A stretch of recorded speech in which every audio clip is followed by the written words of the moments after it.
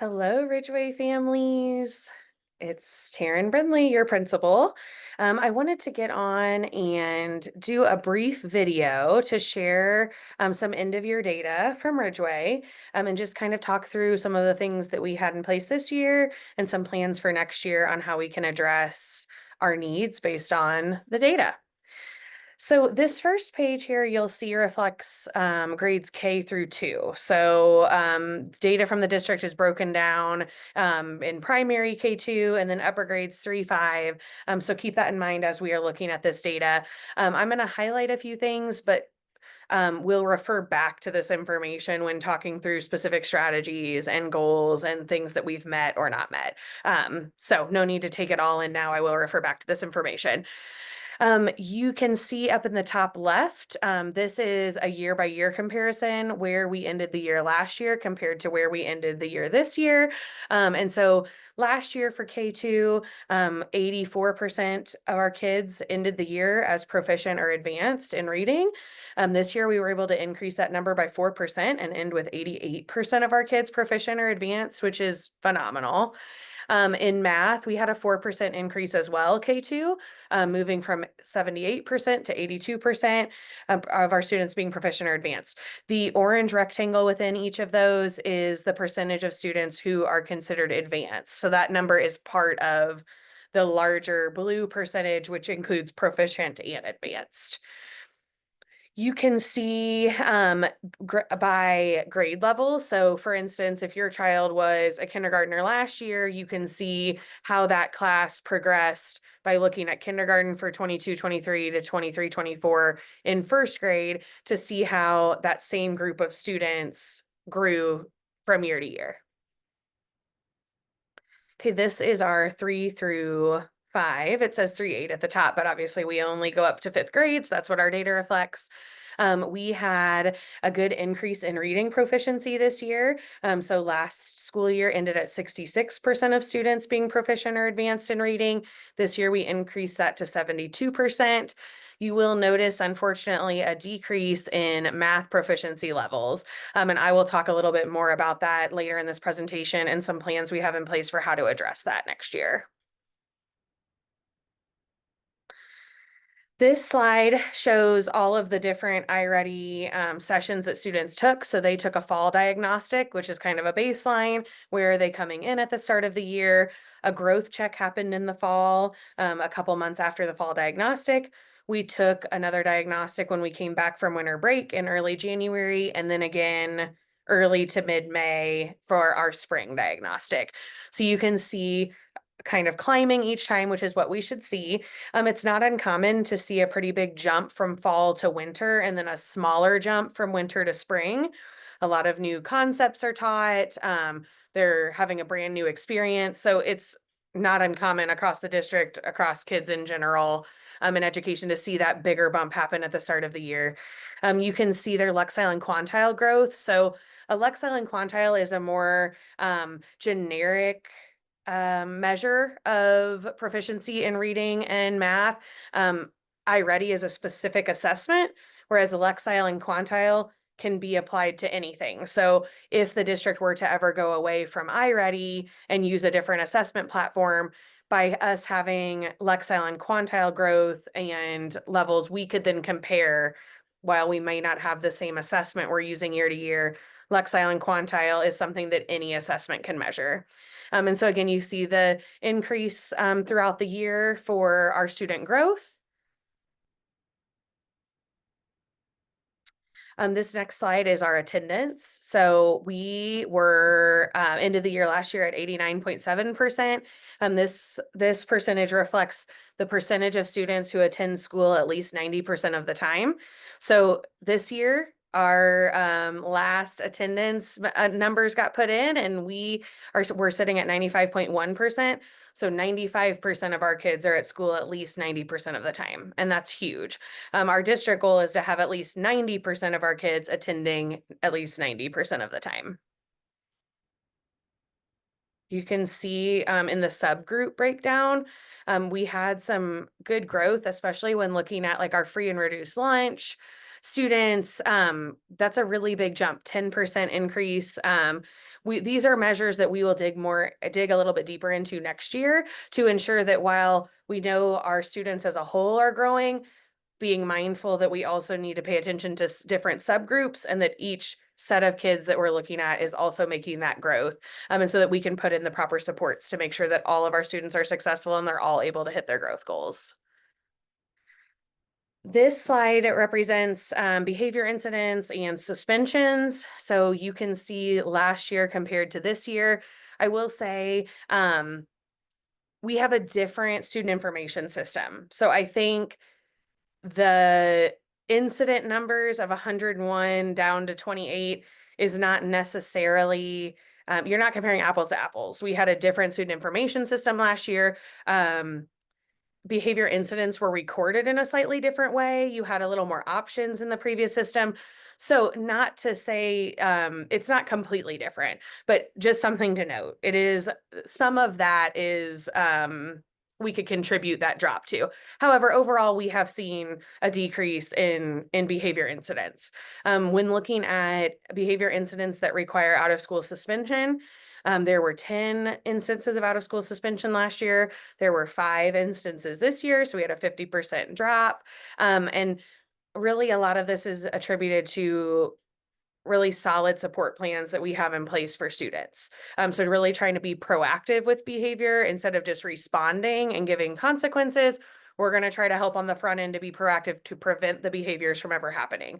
Because for all students involved, as much as we can decrease that disruptive and unsafe behavior, it benefits everyone, both that student who's exhibiting the behaviors and the school community as a whole. So really important all around that we try to maintain a safe learning environment where kids can learn and there are not disruptions to instruction. CickUp is a program that administrators use to just collect data from classrooms. So these are very short walkthroughs. These are only a couple minutes each. We try to be in classrooms not just for these purposes, not just for evaluation, not just for walkthroughs, but also being present so that we're just a part of the learning community. But this information does come from CickUp. So one of the things that we look for when we go in is the rigor level. And so for anyone familiar with Bloom's taxonomy, it's kind of a progression in higher level thinking. So at the base level, you've got remembering, just being able to recall something. Excuse me. Then you have understand. So you might be able to explain that idea, you not just recall it, but show a level of understanding and being able to explain it. We move to apply, being able to take that knowledge you have attained and actually apply it to a real life situation or to a problem.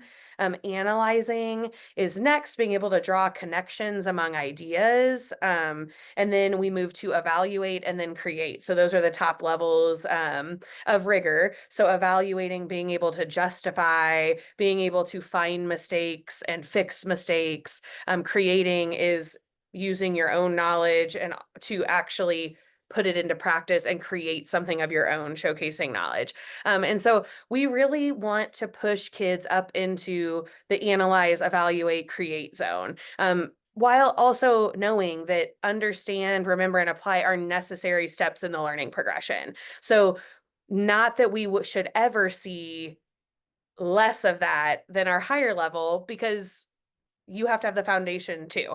And so all of those things are necessary, but we do want to keep having conversations around how do we push kids into the higher level thinking zones? How do we get more create and justify and analyze in our classrooms to give students those opportunities to really think critically? Essential question, every lesson teachers have a learning target. So the purpose of this is that the person instructing knows what the target is. What do I want students to know and be able to do whenever we're done with this? And equally as important for students to know that, just like us as adults, we need to know what our goal is and where we're headed to be able to get there, and kids are the same. So really giving everybody a very targeted view of this is what we're going to learn today, and by the end of this, I hope we want you to be able to do XYZ, so that students can also monitor their own learning and assess their own learning. And so what we look for in CickUp is, was the learning objective posted? That is one of the expectations, that we have it up. However, that's not it. We want to have it posted, but we also need to refer to it. We want to open our lessons talking about this. We want to refer back to it throughout the learning so that we can keep ourselves and our kids anchored to what is the outcome we want from this and what is the learning goal so that we can stay focused on that. So that's just something we'll continue working on. These are different high yield instructional practices and how often those different strategies are seen and observed in the classroom. And so you can see we have a lot of providing practice, teachers using questions, cues to prompt student thinking, reinforcing effort, reinforcing with positive specific feedback for students, and then cooperative learning, non-linguistic representations, problem solving. Something that stood out to me is that more of the time we have teacher-directed strategies and less of the time student-directed. And I think all of us want our students to become empowered in their own learning, to take charge of their own education, to take charge of themselves and their choices. And so for us to give that ownership over to students, we can work on incorporating some of those student-directed strategies to increase the amount of mental load that kids are expected to carry. Our kids should be thinking and working just as hard or harder than we are. And so giving kids those opportunities to do the heavy lifting and to actually be independent in their learning is important. So to kind of summarize things back together, some of the strengths that we have here at Ridgeway are definitely our relationships among the staff, but also with our families. Parents and staff both participate in a culture and climate survey each year. And I was very encouraged looking at the growth from previous years to this year. We had a significant increase in almost every area on the culture and climate survey, which is fantastic. Our behavior management systems and problem solving team process really provides supports to our kids with higher behavioral and academic needs. This is where we collaboratively create plans for students, both academically and behaviorally, to say, hey, we're struggling. What can we do to support this student? What resources can we bring in for this student or family? And again, this is a proactive approach to help prevent these behaviors or prevent learning struggles, and then get kids where they need to be. We've had a lot of instructional conversations over the course of this year, really trying to take a critical look at data and let that guide our instruction, to know that the assessments we're giving students, we are using that information to guide instruction, not doing it just to do it. Our teachers are really great about having a really great understanding of their kids as learners and knowing how to meet those needs. So just bringing everybody around the table so that as administrators and an instructional coach and all of the people that work with teachers and students can be on the same page in supporting instruction in our building. Some of the challenges we have, we've really started to shift this year at looking not just at proficiency levels, but are kids growing? If we have kids come to us proficient and they leave proficient, that doesn't necessarily mean we've done our job. So really looking at individual kids and are they hitting their growth goals? Because they may have come into a certain grade level advanced and left advanced, but perhaps haven't made a significant amount of growth. And so really kind of reframing our thinking into we want all of our kids to have the opportunity to grow and develop, and that we're meeting all of those needs. A challenge in general in education is providing quality professional development that is meaningful to all teachers. Just like kids, our teachers are in all different places and they're learning too. No two educators are the same and have the same strengths and needs. So part of my job is really planning some thoughtful development that meets the needs of all of our people and that meets the needs of our building. So again, using that data to drive our professional development to see what are the areas that we could grow in, and let's do that learning together. And then overcoming misconceptions about how to challenge our excelling learners. So acceleration into the next grade level is not the only way to meet the needs. We're going to look into ways of going deeper into standards, pushing kids into higher level thinking and creation zone, and trying to do a little bit more development, professional development for ourselves about how to address needs on both ends of the spectrum. So some of the targeted actions for improvement in regards to our strengths and challenges, continuing to develop strong communication channels with parents, sharing more instructional information and data frequently throughout the year. My goal for next year is to create some shorter, more frequent videos to share with you. I know it can be overwhelming to have a 20 or 30-minute video to watch. I know all of our families want this information, but also I'm realistic in we don't always have that time. So trying to make it in more manageable chunks for you all next year is one of my goals. In terms of behavior management, continuing to refine that problem solving team process, really utilize the district supports that we have. We have a lot of individuals who support a variety of buildings. And so remembering to tap into those things and making sure we're making the most of all of our resources.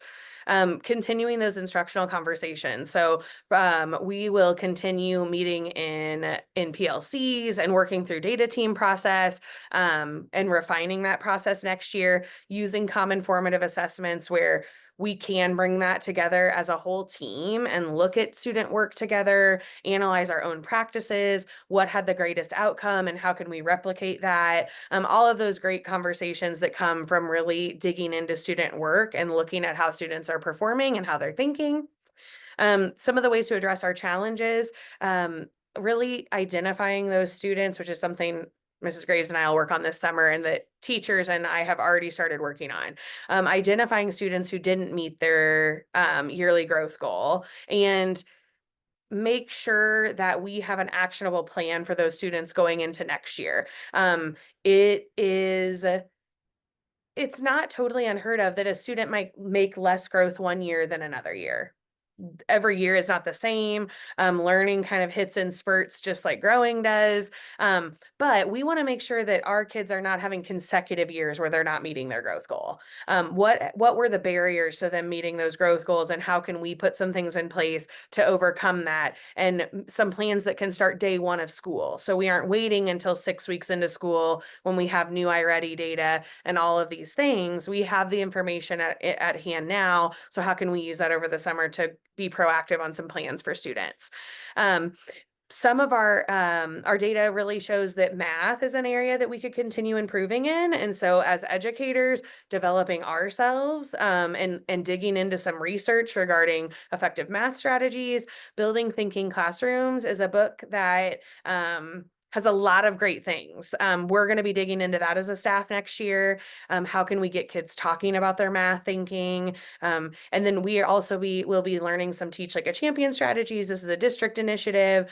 So we have a few strategies we'll be digging into and learning more about and implementing into our own instructional practice. And then more professional development and more learning on how to address students who are ready for more.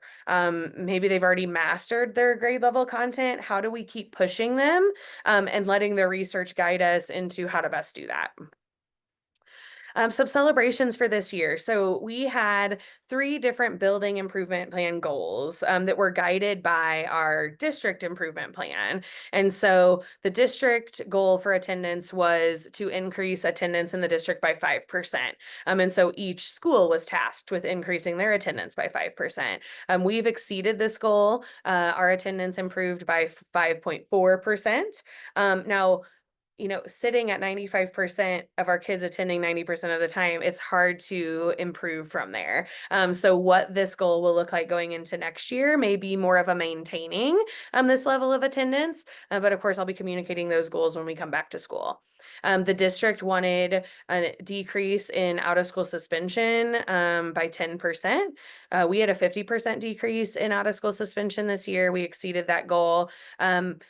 In terms of discipline, our district has a discipline matrix, which outlines every specific behavior and then what appropriate responses would be at the given levels. This has been instrumental in providing consistency across the district to help provide equity, to make sure that behavior is being treated similarly no matter where you go to school. And so Mrs. Graves and I really adhere to that. That is our guiding document. It isn't just because I think this needs to happen. This is something that a whole committee and group of educators have come together to create. And so we deal with behavior as it comes. We will deal with it appropriately. But let this goal be what it is. That is how we did this year. And achievement. The district wanted to see a 3% increase in student proficiency levels in reading and math. They want to see a 3% increase in MAP. We don't have MAP scores back for this year, but one of the selling points for iReady assessment is that it is supposed to be very closely tied to MAP. And so the iReady results are supposed to be pretty consistent with what we would see in MAP. So in looking at our iReady end of year results, our goal was to increase the number of students who are proficient in reading and math by 3%. In reading, we had a 4% increase in K through 2. We had a 6% increase in reading in 3 through 5. For math, K2 had a 4% increase. A 3-5 did decrease. There are a variety of contributing factors to that, but this is going to guide some of our work that we do next year, and to really make sure that research is guiding us and that we've got some solid instructional practices in place. And just a fun fact, I had a district leadership meeting last Friday, and as a district, we were celebrating growth and looking at these goals, and Ridgeway was one of, if not the only school recognized for achievement in all three of these areas. So pretty exciting stuff. Ridgeway's doing great things. It's been a fantastic year. Thank you to all of you for welcoming me with open arms. It's been a wonderful school year. Very, very thankful to be at Ridgeway and part of your community. So thank you for everything. Our families are amazing. Our students are amazing. Our staff is amazing. So I feel very grateful and look forward to working with all of you for years to come. If you have any questions about anything I talked about in this presentation, feel free to reach out to me. I'm happy to talk more about any of this. Like I said before, it is a goal of mine to send out some videos and data information more frequently throughout next year. So if there are specific things you'd like to know more about, that's something else you could feel free to email me over the summer as you think of things. If there's areas you feel like you need more information in, I am happy to provide that. Just let me know. I hope you all have a fantastic summer. See you next year.